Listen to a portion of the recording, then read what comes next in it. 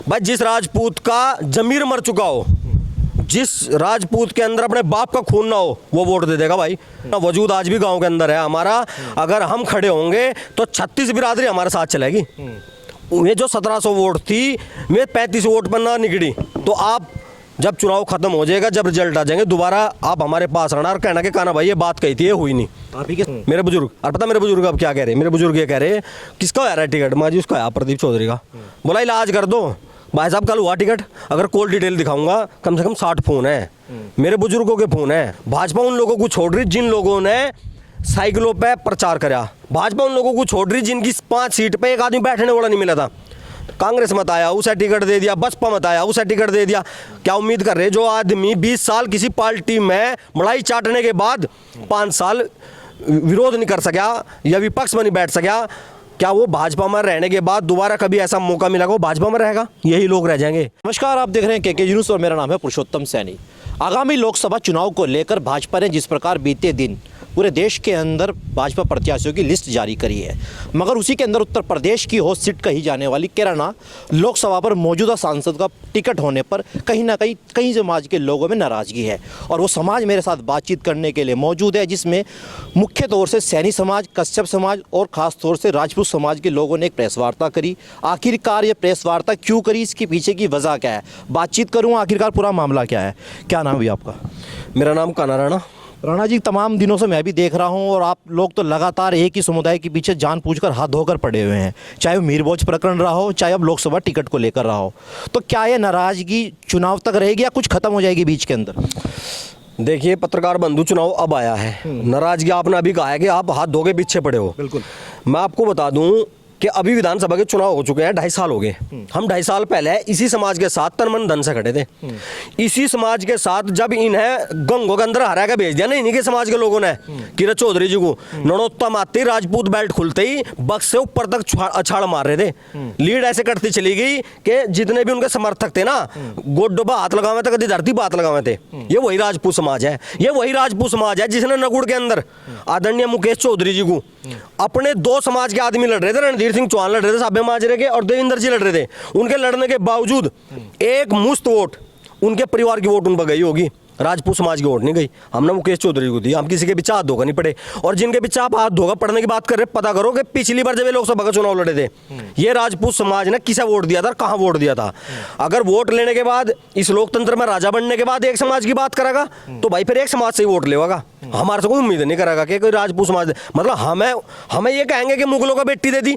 हमारा इतिहास, अगर इस भारत के अंदर अगर हमारा इतिहास निकाल के एक तरफ रख दोगे ना, तो इतिहास नहीं है भारत के पास किसी का। देख लिए मीरभोज प्रकरण जो कोर्ट के अंदर विचाराधीन है, तो कहीं ना कहीं इन चीज़ों के फैसले आने चाहिए थे। जिस प्रकार 29 मई को शोभा यात्रा निकली तो उसका तमाम विरोध हुआ और शहर के अंदर एक तनावपूर्ण स्थिति रही, नेट व्यवस्था भी बंद रही। हालांकि अब चीज़ें सामान्य हो चुकी हैं, तो वो चीज़ अब दोबारा ही क्यों दोहराई जा रही हैं?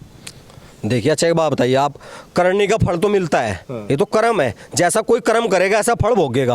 आप अपने समाज के लिए जयकारे लगाओगे, अपने समाज के लिए फेसबुक पर पोस्ट करोगे, सांसद पुत्र हजारों लोगों के बीच में जाएगा, वाह लुटेगा, और फिर ये उम्मीद रखोगे कि हम वोट दे देंगे। भाई जिस राजपूत का जमीर मर चुका हो, जिस राजपूत के अंदर अपने बाप का खून ना हो, वो वोट दे देगा भाई। यानी मैं ईमानदारी से बता रहा, कोई आज हो प्रचार करने भी, कहने की बात अलग है और करके दिखाने की बात अलग है। जब चुनाव होगा ना, और किसी गांव में 1700 वोट राजपूतों की, और जब बक्सा खुलेगा, जहां तक 1700 में हम 700 दूसरे समाज की, कश्यप समाज की, सैनी समाज की, ब्राह्मण समाज की, गडरिया समाज की, सारे समाजों की वोट डलवा रहे थे। इतना वजूद आज भी गाँव के अंदर है हमारा। अगर हम खड़े होंगे तो 36 बिरादरी हमारे साथ चलेगी। ये जो 1700 वोट थी, वे 35 वोट पर ना निकली। तो आप जब चुनाव खत्म हो जाएगा, जब रिजल्ट आ जाएंगे, दोबारा आप हमारे पास आना और कहना कि काना भाई ये बात कही थी, ये हुई नहीं। आप ही के समाज के मंत्री है, मौजूदा देवबंद से विधायक की बात कर रहा हूँ, कुंवरपेट जी की, भाजपा के हैं, सत्तारूढ़ के अंदर मंत्री हैं, क्या वो भी मुखालफत करेंगे इन चीज़ों को लेकर? देखिए मुझे लगता है कि वो अपना काम करेंगे। हम स्वतंत्र हैं क्योंकि हम सामाजिक व्यक्ति हैं, और वो एक पार्टी के व्यक्ति हैं। उन्हें अपना काम करना, हमें अपना काम करना। मैंने क्या कहा कि राजपूत, मैं कहूँ मेरे जो बुजुर्ग है ना, वो क्या कह रहे थे, बोला अरे पागल हो रहे क्या, भाजपा को वोट दे लो। मेरे बुजुर्ग, और पता मेरे बुजुर्ग अब क्या कह रहे हैं? मेरे बुजुर्ग ये कह रहे हैं, किसका आ रहा है टिकट? माँ जी उसका है, प्रदीप चौधरी का। बोला इलाज कर दो भाई साहब, कल हुआ टिकट। अगर कॉल डिटेल दिखाऊंगा, कम से कम 60 फोन है, मेरे बुजुर्गों के फोन है। अभी फोन आया था बुजुर्ग का, भोपाल सरपंच जी का टब्बर से कह रहे थे बेटे क्या हो गया, मैं जी कोई बात नहीं, आप करके दिखाओगे ना। देखिए हम एक बात कह रहे, यह है लोकतंत्र। लोकतंत्र का क्या सबसे बड़ा निचोड़ क्या है? भारतीय जनता पार्टी का कभी एक सांसद होता था, कभी ऐसा भी हुआ कि इन्हीं सीटों पर मेलाराम कुंवर जी को 6-6 हज़ार वोट मिली, जहां आज एक लाइन लगी खड़ी हजारों आदमी की टिकट मांगने के लिए। लेकिन जो इसका बेस था, जो लोग उन जब कोई बस्ता नहीं पकड़ता था, जब एक आदमी बस्ता पकड़ने वाला था उसके परिवार की वोट पड़ती थी, आज उन्हें एक साइड बिठा दिया। प्रदीप चौधरी हमें कह रहा है कि हम उसके विरोधी हैं, कांग्रेस का आदमी, उसके पिताजी ने कांग्रेस में रहे, ये कांग्रेस से विधायक रहा, ये भाजपा ही हो गया क्या? मैंने 8 साल भी हिंदू परिषद का काम करा। हम अपने समाज की भी बात करते हैं लेकिन हम राष्ट्र की भी बात करते हैं। जब यह आया कि योगी जी का चुनाव था भी पीछे, हमने मुकेश चौधरी जी को वोट दिया, वो राष्ट्र की बात थी। और ईमानदारी से बता रहा, राष्ट्र केवल एक पार्टी नहीं है, राष्ट्र एक विचार है। भाजपा अपना विचार छोड़ती जा रही, भाजपा उन लोगों को छोड़ रही जिन लोगों ने उनके लिए जेल काटी, भाजपा उन लोगों को छोड़ रही जिन लोगों ने साइकिलों पे प्रचार करा, भाजपा उन लोगों को छोड़ रही जिनकी 5 सीट पे एक आदमी बैठने वाला नहीं मिला था। कांग्रेस मत आया उसे टिकट दे दिया, बसपा मत आया उसे टिकट दे दिया। क्या उम्मीद कर रहे जो आदमी 20 साल किसी पार्टी में मलाई चाटने के बाद 5 साल विरोध नहीं कर सका या विपक्ष में नहीं बैठ सका, क्या वो भाजपा में रहने के बाद दोबारा कभी ऐसा मौका मिलेगा वो भाजपा में रहेगा? यही लोग रह जाएंगे, यही अजीत राणा और वीरेंद्र राणा और जसवंत राणा रह जाएंगे जो 20-20 साल से इस पार्टी के लिए काम कर रहे। मैं आखिरी सवाल पूछना चाहूँगा आपसे, सिर्फ प्रदीप चौधरी जी का ही विरोध है या फिर भारतीय जनता पार्टी का ही विरोध है? अब देखिए अभी तक तो प्रदीप चौधरी का विरोध था, क्योंकि डिमांड किससे सी? भारतीय जनता पार्टी से।